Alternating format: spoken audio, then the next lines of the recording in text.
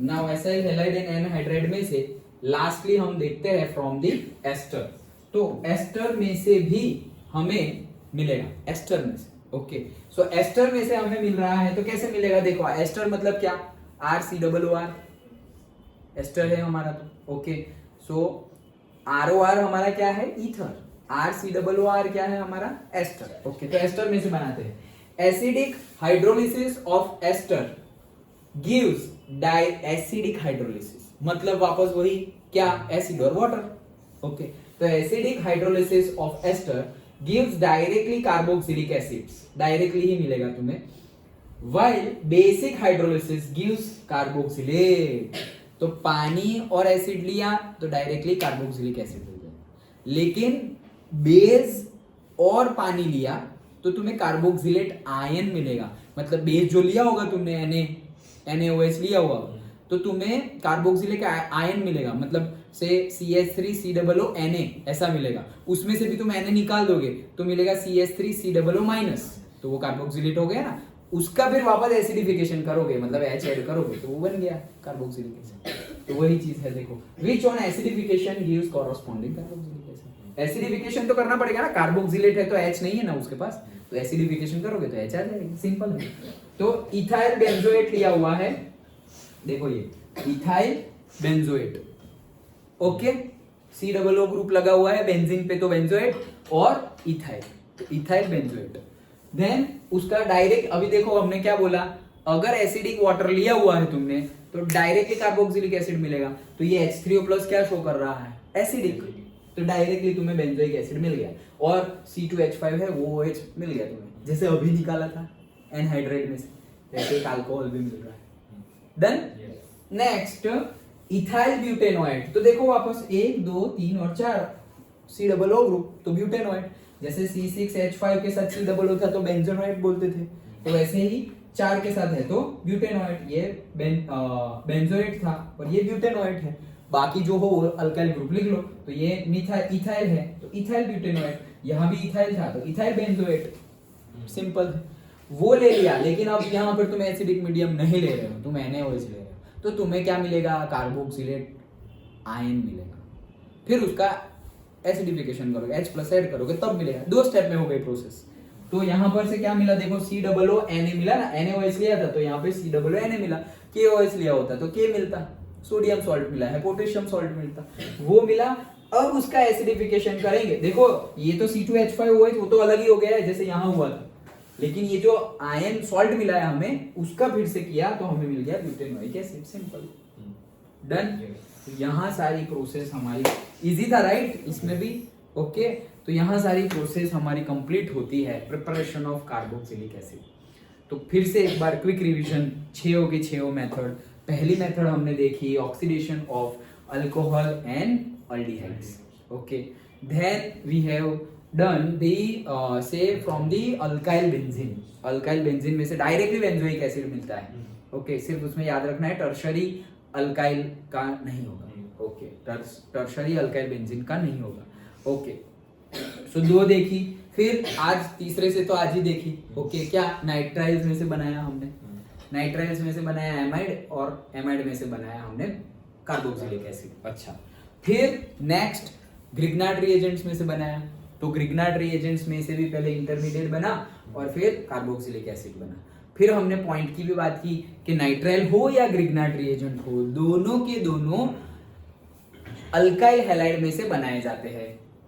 Okay, लेकिन इसमें जो हमें कार्बोक्सिलिक एसिड मिलेगा उसमें एक कार्बन ज्यादा होगा। क्यों? क्योंकि वो RMGX एंड ऑल, वो R हम एडिशनली ऐड कर रहे हैं। बाकी सब पहले वाली मेथड में एक कार्बन ज्यादा नहीं मिलता। तुमने सपोज मिथेनॉल लिया हो तो मिथेनोइक एसिड ही मिलेगा, लेकिन यहाँ पर ज्यादा मिल जाएगा, वो हमने देखा। ओके, तो वो कौन सी कितनी मेथड हो गई? 4। फिर 5वां एसाइल हैलाइड एंड एनहाइड्रेट में से, तो कैसे करेंगे?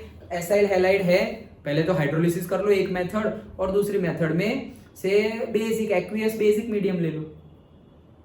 डन, हाइड्रोलिसिस कर दिया डायरेक्टली और बेसिक मीडियम ले लिया तो हो गया उसका, डायरेक्टली हमें कार्बोक्सिलिक एसिड मिल जा रहा है। किसमें से? एसाइल हैलाइड COCl और एनहाइड्राइड में से। ओके, अगर हमने एनहाइड्राइड लिया हुआ है और जो बुक में नहीं गिवन था वो भी हमने बोला कि एनहाइड्राइड है और हमने बेसिक मीडियम लिया हुआ है, तो क्या होगा, तो एक तो एसिड मिलेगा ही लेकिन दूसरा अल्कोहल मिलेगा, that's it. And last but not least, ester में से हमने बनाया। सो एस्टर मतलब RCOOR, तो उसमें से बनाया, तो उसमें से भी हमें डायरेक्टली, अगर एसिडिक मीडियम है तो डायरेक्टली कार्बोक्सिलिक एसिड, अगर बेसिक मीडियम है तो बीच में तुम्हें सॉल्ट मिलेगा, मतलब कार्बोक्सिलिक आयन मिलेगा, उसका एसिडिफिकेशन करोगे तो वापस कार्बोक्सिलिक एसिड मिल जाएगा। सिंपल है। देखो वैसे एक सीक्वेंस में अगर हम पढ़ते रहे, लिंक रखे तो याद रह जाएगा, और समझ तो आ ही गया है, लेकिन याद भी, समझ तो आ गया ना, ओके, और याद भी रह जाएगा, लेकिन उसको बार बार रिवाइज करना पड़ेगा। तब ऐसे रात में उठाकर पूछ ले तुम्हें कि भाई चलो बताओ कार्बोक्सिलिक एसिड की प्रिपरेशन में कितनी मेथड थी, तो तुम बोल दोगे 6 मेथड थी। भले ही 6 में से 5 याद आए अभी, लेकिन इतना तो याद आ ही जाना चाहिए कि 6 मेथड थी। ओके, अल्डिहाइड कीटोन में क्या किया, वो वुल्फ किर्शनर रिडक्शन, ये वो सब कुछ ऐसे मैंने तुम्हें बोला ना, एक ही पेज में सारा तुम्हें सिर्फ टॉपिक वाइज समरी लिखनी है, सो दैट अगर रिवाइज करो इसमें ये था, इसमें ये था, अच्छा वुल्फ किर्शनर में क्या करता है, अच्छा इसमें क्या करता है, ये क्लेमेंशन में क्या करता है, वो सब ऐसे पढ़ो। ये एक्सरसाइज कब की है, जब एकदम अच्छे से प्रिपेयर हो गए, उसके बाद ऐसे मेंटली प्रैक्टिस करनी है, मेंटली रिवीजन करना है। सर ऑर्गेनिक में मतलब इंपॉर्टेंट सिर्फ रिएक्शन होती है, थ्योरी तो कुछ। यस, रिएक्शन ही इंपॉर्टेंट है। ओके, रिएक्शन रट्टा मारनी है। हाँ वही समझ लिए, रट्टा मार लो। और अगर नोट्स बनाने जाए तो सिर्फ रिएक्शन के नोट्स। हाँ, क्योंकि बाकी सब तो एग्जाम से, बाकी सब में है क्या, बाकी सब में वो है फिजिकल प्रॉपर्टीज, तो उसमें ही 3 चीजें लिखनी है, वही 3 चीजें लिखनी है, हमारी सॉल्युबिलिटी और से हमारा बॉइलिंग पॉइंट, ओके, और वो physical state, solid, liquid, gas क्या है वो, उसकी बात आ रही है, कलरलेस है ये वो, मतलब जो नॉर्मली हम अगर चैप्टर देख के नोट्स बनाने बैठे तो रिएक्शन नोट ना बनाए, ओनली रिएक्शन लिखते चलेगा, तो चैप्टर पूरा खत्म, 100% चलेगा, 100। और बाकी रिवीजन अगर करना हो पूरे चैप्टर का तो एग्जाम के वीक में गैप मिलेगा, उसमें करना कर सकते हैं ऐसे। ये चैप्टर में भी, इसके पहले वाले चैप्टर में भी, मतलब हेलो पूरी ऑर्गेनिक, यस पूरी ऑर्गेनिक में कर सकते हैं। हेलो अल्किन से ले लो, फिर इसके पहले वाला चैप्टर ले लो, अल्कोहल फिनॉल वाला ये चैप्टर ले लो, सब में कर सकते हैं, फटाफट हो जाएगा। अच्छे से समझे हो तो वहां जितनी देर लगती है इनऑर्गेनिक में, उतनी देर नहीं लगेगी इसके प्रिपरेशन में, अच्छे से समझ लिए तो। अभी हम समझे ही नहीं और तुम सिर्फ कल एग्जाम में आज देख रहे हो, ये COO मतलब कौन सा ग्रुप सोच रहे हैं अभी हम कि COO SIL मतलब क्या रे, तो ऐसा नहीं है तब याद नहीं आएगा, तब रट्टा नहीं मार सकते हैं, बट कंफ्यूजन होने के चांसेस ज्यादा है एग्जाम में। फिर क्यों, क्योंकि हमने उसको उतना टाइम नहीं दिया, जितना पर्टिकुलरली ये कोई भी चीज में एप्लीकेबल है ये थियरी, क्या तुम जिसको जितना टाइम दोगे ना वो उतनी ही परफेक्ट होगी वो चीज, फिर चाहे वो कुछ भी हो। अगर तुम स्टडी को बहुत ही ज्यादा टाइम दोगे, सपोज तुम्हें एक थियरी को आधा घंटा देना चाहिए, लेकिन तुमने आधे घंटे से भी 45 मिनट दे दी, 30 मिनट नहीं दिया, 45 मिनट दिया, एक्स्ट्रा दी तुमने, that 15 minute extra will pay you, long time तक याद रहेगा, अच्छे से याद रहेगा, मार्क्स भी आएंगे, तुम आंसर भी कर पाओगे, बहुत सारे फायदे हैं। ये तो मैंने तुम्हें 2-3 बताए, बहुत सारे फायदे। कोई भी चीज में ये चीज याद रखना हमेशा लाइफ में कि कहीं पर भी अगर तुमने टाइम ज्यादा इन्वेस्ट किया कहीं पर भी, ओके, तो that will pay you more. लेकिन टेंडेंसी क्या होती है पता है, जल्दी जल्दी हो जाए, सब कुछ जल्दी जल्दी हो जाए। हम पढ़ने बैठे और हमारी टेंडेंसी क्या होगी, आज ये चैप्टर तो खत्म कर दूंगा। अगर टाइम नहीं है तो वैसा अप्रोच ठीक है, अगर टाइम की कमी है तो।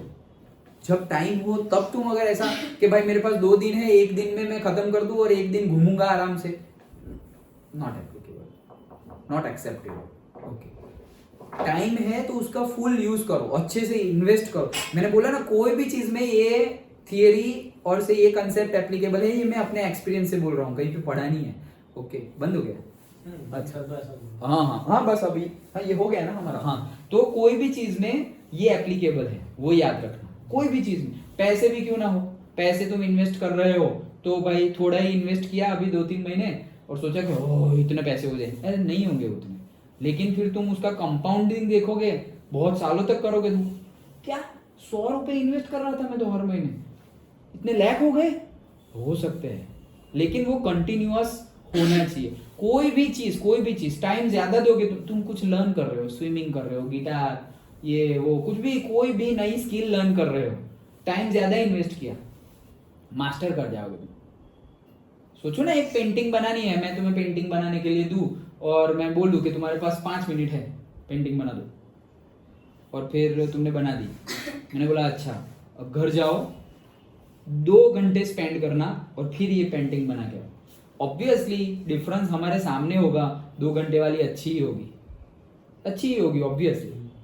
ट्रायल एंड एरर से तुमने ट्राई उसमें ज्यादा किया है, ओके, यहाँ पे कम किया है। सो ये याद रखना, टाइम ज्यादा दो, हम टाइम कम देते हैं, कम टाइम में ज्यादा रिटर्न मांगते हैं, वो नहीं आएगा।